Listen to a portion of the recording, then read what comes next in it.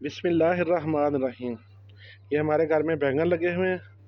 इधर से हम ये तोड़ेंगे इनको, तो फिर हम बैंगन का भरता तैयार करेंगे और आपको बताएंगे कि बैंगन का भरता।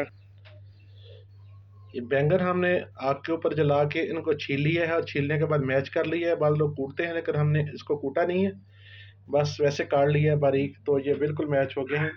इसके बाकी मसालों में क्या है, प्याज है, प्याज इसमें ज़्यादा तादाद में डालेंगे, टमाटर हैं, सब्ज़ मिर्चें हैं, सब्ज़ धनिया है, लहसुन अदरक का पेस्ट है, ज़ीरा, नमक, हल्दी, सुरख मिर्च, काली मिर्च और दही शामिल है।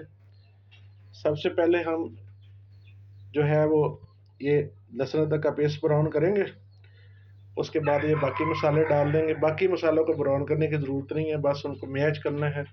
मैच करने के बाद इसमें ये बैंगन तकरीबन पके हुए हैं, आग के ऊपर जलाएं, तो ये डाल के फिर हम दही डाल देंगे। ये सारा प्रोसेस जो है तकरीबन 5 से 10 मिनट का है, और 5-10 मिनट में आपकी बहुत ही मज़े की जो रेसिपी वो तैयार हो जाती है। आप भी तैयार करें, फिर कमेंट्स बॉक्स में लिखें कि आपके जो बैंगन का भरता है वो किस तरह का बना। वस्सलाम।